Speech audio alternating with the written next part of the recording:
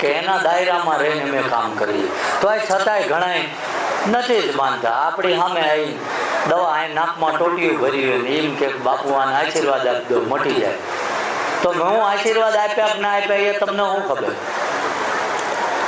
જો મારા માથે હાથ મૂકવાથી એ બચી જતો હોય તો હારી હારી હોસ્પિટલો છે એના જાપે બેવું, તમે એમ્બ્યુલન્સમાં ઉતરો માથે હાથ મૂકો ઘેર લઈ જાઓ, મટી જાય છે. નથી થતું. દવા ને દુવા બેની જરૂર છે કે જ્યાં શરીરમાં ઉણપ હોય તો અહીંયા દવા કામ કરે છે, અને દવા કરવા છતાંય કઈ ફેર ના પડતો હોય અહીંયા દુવા કામ કરે છે. કારણ કે દવા કરીને મથી લો ને પછી કઈ આપણા હાથમાં નથી, સમજી લો, ત્યારે આપણે દુવા કરવા નીકળીએ છીએ. સમજાય? અને જો તેજી નાભીની દુવા હોય ને તો પરમાત્મા આપણું બાવલું ચાલે છે. કારણ કે બધાય બચી જાય એવું જરૂરી નથી હોતું.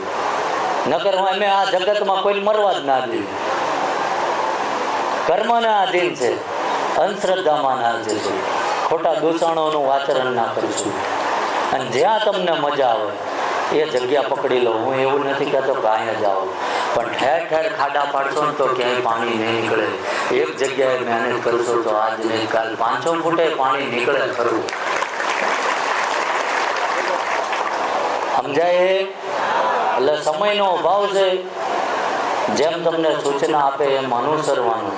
અને મજા આવે તો તમને હજુ રોકાજો, કંદડતા નહીં. સાંજે જમવાની બપોર નાસ્તાની વ્યવસ્થા અમે કરી દઈશું.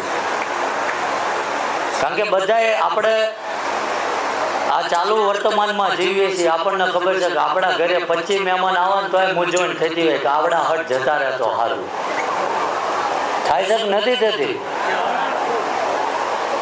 નાનો હુનો પ્રસંગ કાઢ્યો હોય કે આપણા ઘરે કોઈ દીકરા દીકરીના લગ્ન કર્યા હોય અને 200-500 માણસ જાનમાં આવ્યું હોય ને તો એ ખર્ચો આપણને 5 વર્ષ પાછળ મોકલી દેશે કે નથી મોકલી દેતો? ઘણા તો વ્યવસ્થા નથી હોતી, વ્યાજે લઈને કરવું પડે છે. આ બધું કરે છે કે નથી કરતા? તો અહીં વિચાર કરી લો, દાડો વગર 10 જાનું આવે છે તો વગર માગે કોણ ચલાવતું હોય છે? કોણ ચલાવતું હોય છે? કોઈ એમ કે આના પરચા પુરાવા, હું તો એ છૂટી આપું છું. કોઈ અમને એવું કહેતું હોય ને કે તમે આ બધું અંધશ્રદ્ધા કરો છો ને તમે આ બધું આમ છે, તો તમે 15 જણા તૈયાર થઈ જજો. આ રેડીમેડ મંદિર તમને આપી દેવાનું. અમે તમને બે હશું શાંતિ, તમે સંભાળજો. થશે? અને તો જ હું કદાચ ખોટું કરતો હોય મારું ગામ જ મન ના હાકી મૂકે. પેલા હાકી મૂકે કે ના મૂકે? પણ ક્યારેય ખોટું કર્યું જ નથી. મેં આવવા વાળાનું હંમેશા વિચાર્યું મારી પાસે જોગવાઈ છે નથી, એ મારા આત્મા સિવાય મારા પરમાત્મા સિવાય કોઈને કંઈ ખબર નથી. સમજાય? કે ભગવાન મળ્યો તો એ અમને ગર્વ છે. કદાચ મારો ઠાકર પરીક્ષા લેવા ઉતરેના લુગડું કદાચ ઉતરી જાય ને તો એ મુબારક, બાકી ધૂણોઈનો ધંધો તો મેળ કર્યો. એટલે જે કંઈ તમને સૂચના આપવામાં આવે અનુસરવામાં, જે કે એ અનુસરજો. આપણે વ્યવસ્થા કોઈ ના બગાડતા. અને જો કદાચ શાંતિ માટે આવ્યા હોય, ઘડીક તમારે 2-5 કલાક બેહવું હોય તો આ બધી વ્યવસ્થા છે. અને બીજી મહત્વની વાત એ કે છેલ્લા 10 દિવસથી આપણે રેડ ક્રોસ દ્વારા અહીં આગળ બ્લડ ડોનેટનો કેમ્પ ચાલુ છે. જેને જોગવાઈ નથી પૈસાની, કે જેને સમયસર બ્લડ નથી મળતું, અને જો ભગવાને આપણને સારું સ્વાસ્થ્ય આપ્યું હોય તો વિનામૂલ્યે સેવા છે. કારણ કે જ્યાં અઠવાડિયે 300 બોટલો થઈ 3 દિવસનો કેમ્પ હોય છે. અને આજે રવિ સોમ મંગળ આ છેલ્લો દાડો છે, પાછા એ આવશે. પણ એમ કરતા કરતા આ લોહી વિના મૂલ્યે આપે છે. કદાચ તમને એમ થાય કે આવું બધું તો ઘણાય કરે છે.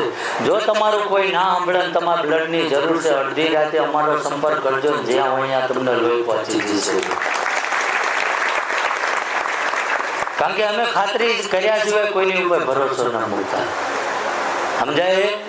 કે આ આ જે સંસ્થા રહી ને એ વિના મૂલ્યે સેવા કરે છે અને અમે એની કામગીરી જોઈ ત્યારે જ અમે એમને પરમિશન આપી અને બધું એમે પૂછ્યું એમને કે ગમે ત્યારે અહીં આવવાવાળાને કદાચ લોહી ના આપ્યું હોય ને જો જરૂર પડશે તમે આપશો? એમને કીધું કે હા.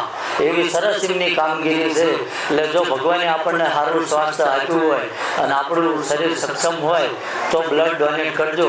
અને ખાસ કરીને સૂચના, ભલે શરીર સારું હોય પણ જે બંધાણી હોય ને એ તો 6 મહિના ના જ આપતા હોય.